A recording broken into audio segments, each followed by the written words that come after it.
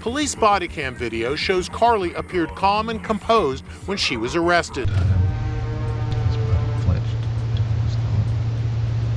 Two once sweet and obedient girls suddenly morphed into two twin terrors. Morrisville Police Chief George McClay says these are the kinds of cases that haunt police officers. What if the person you trust most, your own family, turns out to be hiding a dark secret? It's not just heartbreaking. It's like the ground is pulled out from under your feet. In this video, we'll explore real-life stories of family members who turned to crime, breaking the bonds of trust and leaving their loved ones stunned. These shocking tales remind us that betrayal sometimes comes from where we least expect it. Let's start with our first case. A horrifying tragedy where a mother and daughter, Shayna and Dominique Decree, stand accused of murdering 5 of their own family members, including 3 young children, in their shared apartment in Morrisville, Bucks County. A mother and daughter are accused of a shocking crime. Shayna and Dominique Decree have been charged with murdering 5 family members. Shayna and Dominique Decree. Between February 23rd and February 25th, 2019, a horrifying tragedy unfolded in Morrisville, Bucks County, leaving an entire community in shock. A mother and daughter, Shayna Decree and Dominique Decree, now stand accused of committing an unthinkable crime: the brutal murder of 5 family members, including 3 innocent children. Morrisville Police Chief George McClay says these are the kinds of cases that haunt police officers. The victims included Shayna's children, Nariah Smith, 25 years old, Damon Decree Jr., 13 years old, Shayna's sister, Jamila Campbell, 42 years old, and Campbell's 9-year-old twin daughters, Imani and Erica Allen. The police discovered the bodies on a Monday afternoon about 4 p.m., February 25th, 2019, while performing a wellness check at the apartment. I have to report that we have 2 suspects in custody for the homicide of 5 people at this apartment complex behind me. Shayna Decree, 45 years old, and her daughter Dominique Decree, 19 years old, were both treated earlier and are now in custody. 5 counts of homicide each and 1 count of criminal conspiracy. They're both residents of apartment S7, where we found 5 of their relatives today about 4 p.m. Inside, they found the home in disarray and Shayna and Dominique in a disoriented state, lying in bed. Both women were taken to the hospital and later agreed to speak with police without attorneys. Initially, Shayna claimed that Jamila's boyfriend and 2 other men had broken into the apartment and killed everyone. However, police later reported that Shayna changed her story, saying that all the family members wanted to die. She also claimed that Jamila helped kill the children before being killed herself. Both agreed to speak without an attorney. Shayna told them that Jamila's boyfriend and 2 other men burst into the apartment and killed everyone, according to police. The boyfriend has not been charged. After that, authorities have expressed doubts about Shayna's claims that the victims, including 3 children, wanted to die. Chief McCrae stated that young children, especially 9-year-old twins and a 13-year-old, cannot make such a decision, raising questions about the suspect's state of mind. According to police, the pair strangled their relatives in the basement of an apartment. Saying everyone, even the 3 children, wanted to die.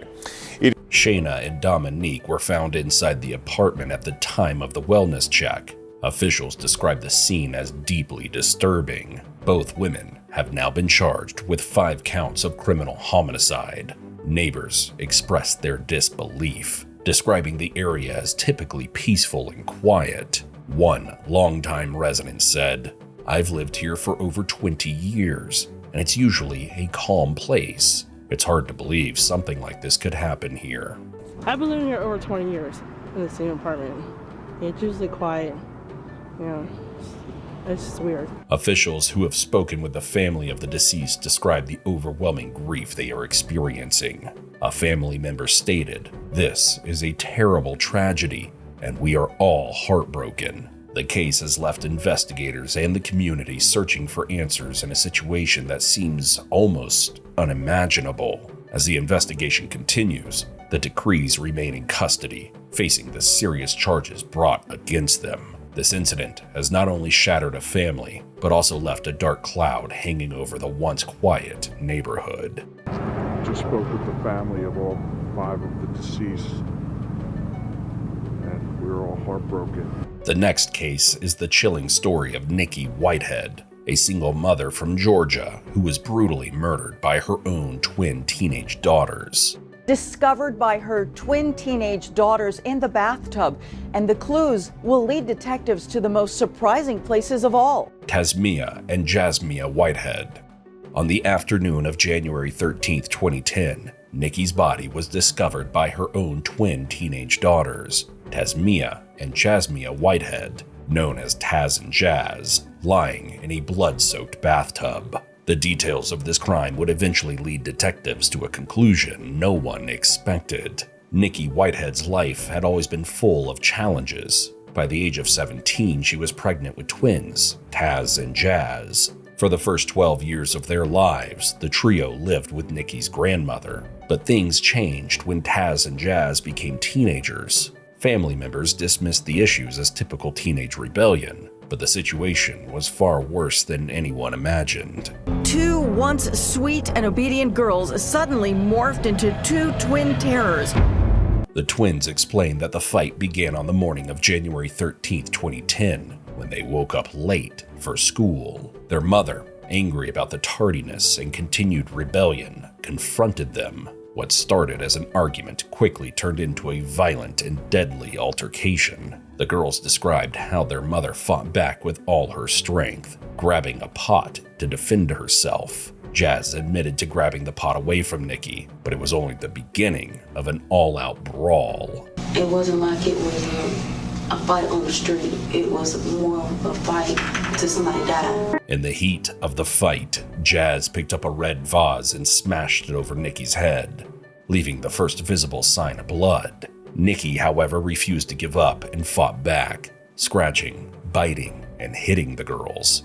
At one point, Nikki managed to deliver a hard backhand blow to Jazz, catching her by surprise. Just threatening us and everything. The girls say they got the pot away from her, but it was the start of an all-out brawl. Your mom's yelling? We all yelled. Everybody's yelling. We all.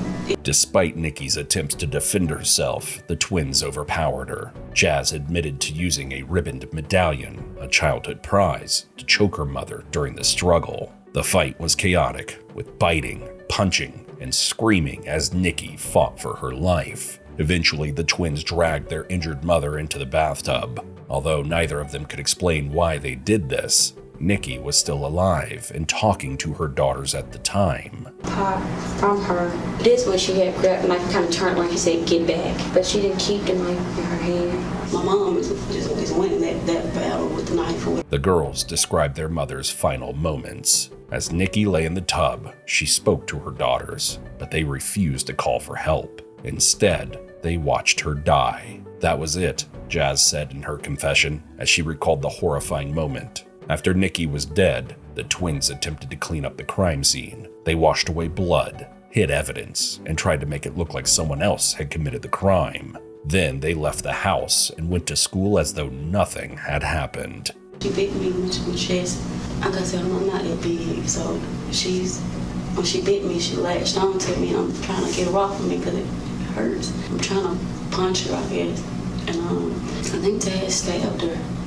He stabbed her. The prosecutor in the case emphasized the severity of the crime and stated his intention for the twins to serve every single day of their 30-year sentence. The murder of Nikki Whitehead remains one of the most heartbreaking examples of family betrayal, as her final moments were filled with unimaginable pain and fear, betrayed by the very daughters she had worked so hard to raise.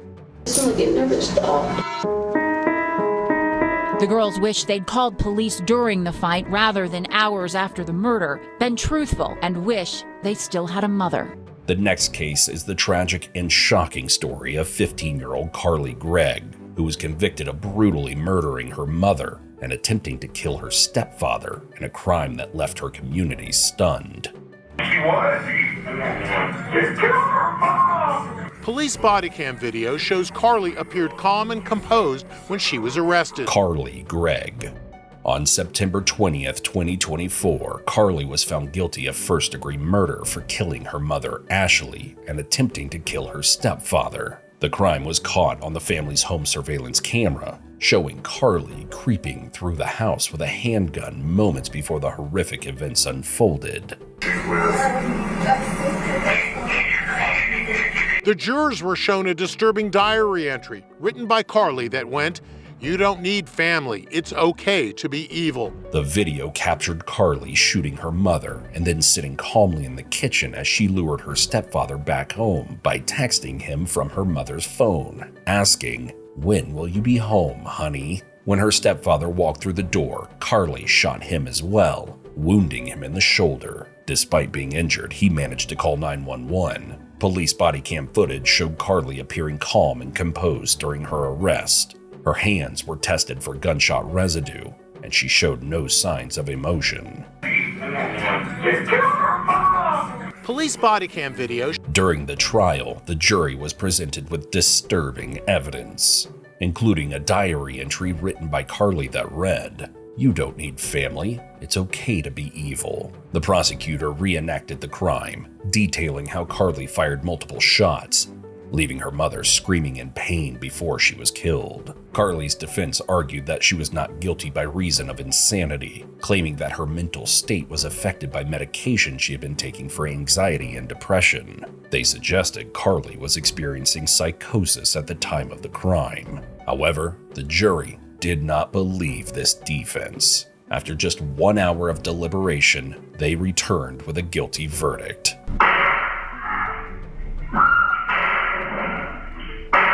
Carly was sentenced to life in prison without parole for her mother's murder and her stepfather's attempted murder, as well as tampering with evidence. Despite her crime, Carly's stepfather stood by her and testified in her defense. He described her as terrified and disconnected during the attack, saying, "That wasn't Carly." His testimony painted a picture of a deeply troubled girl, but it was not enough to convince the jury to accept the insanity plea. The jury found the defendant, Carly Madison Gregg, guilty of first-degree murder, guilty of attempted murder, guilty of tampering with evidence. Your sentences will be as follows. As to count one, the jury having fixed the verdict at life imprisonment, this court will sentence you to life imprisonment. The next case is the chilling story of Jake Hemmert, a man whose web of lies and deceit ultimately revealed the murder of his father, Brian Hemmert, in a tragic act of betrayal. Join us as we begin unraveling the tangled story spun by a son to cover up his own crimes.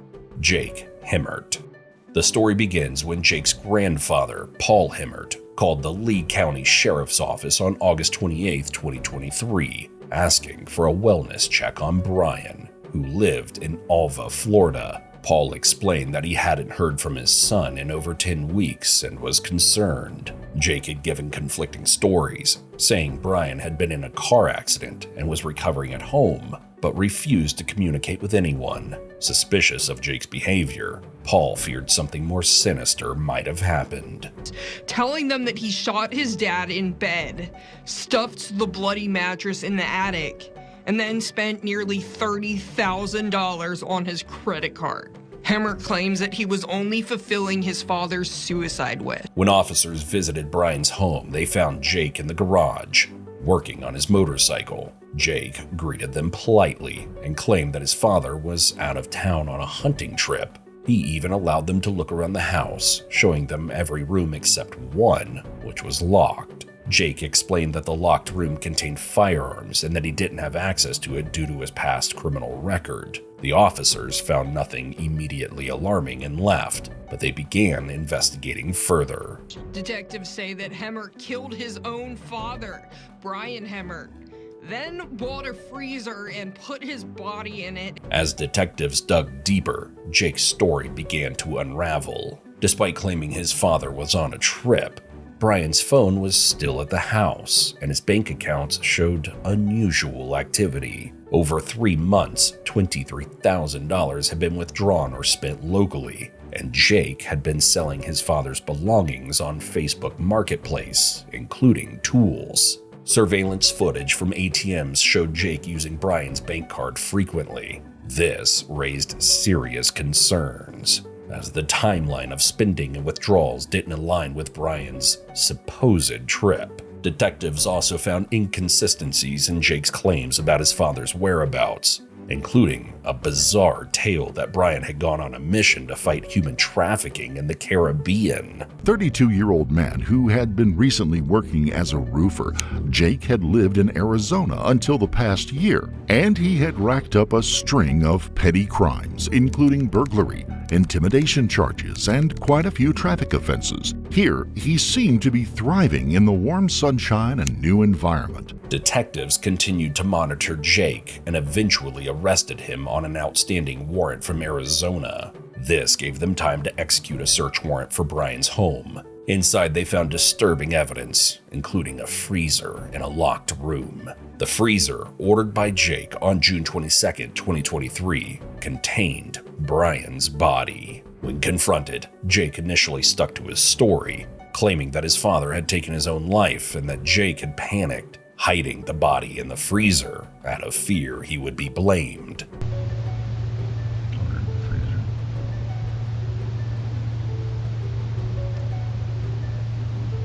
Took my tiny butt,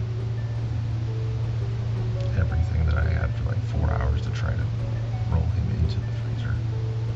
Jake finally admitted the truth under pressure from detectives. He confessed to shooting his father in the neck while Brian lay in bed, using a pillow to muffle the sound. He described how he struggled to move his father's body into the freezer, and then tried to continue life as usual, using his father's money and selling his possessions. Jake claimed he acted out of desperation and fear, but detectives pointed out the calculated nature of his actions, including the timing of financial transactions and the meticulous concealment of the crime. Dad was laying in bed. Yeah, he was. He was laying in his bed, and you walked in, and you shot him. You shot him, and then stole from him. Jake's lies extend even to his confession, as he continued to weave false narratives about his father's wishes and plans.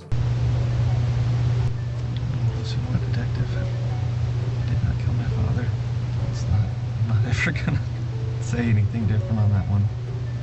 You obviously found it through all my other lies. In the end, Jake pleaded no contest and was found guilty of second-degree murder with a firearm, tampering with evidence, abuse of a human body, and fraudulent use of a credit card. He was sentenced to 30 years in prison with a mandatory minimum of 25 years.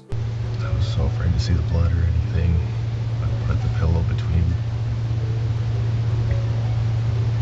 his neck.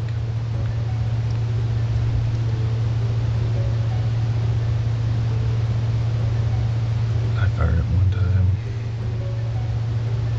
His body flinched. It was gone.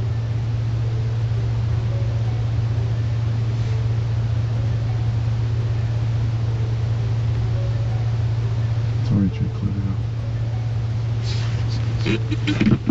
Upon his release, Jake will be required to serve 10 years of parole. The case is a chilling reminder of how lies and greed can destroy lives and tear families apart. Brian Himmert's tragic death serves as a haunting example of betrayal and the devastating consequences of dishonesty. The next case is the tragic and complex story of Sydney Powell, a young woman convicted of fatally stabbing her mother during a psychotic episode, now seeking a new trial to address questions of mental health and justice. Sydney Powell. On March 3, 2020, at the age of 19, Sydney was convicted for the brutal stabbing of her mother, Brenda Powell. The incident occurred after Sydney, who had flunked out of college, got into an argument with her mother when the truth came to light. In a fit of rage, Sydney stabbed Brenda over 20 times.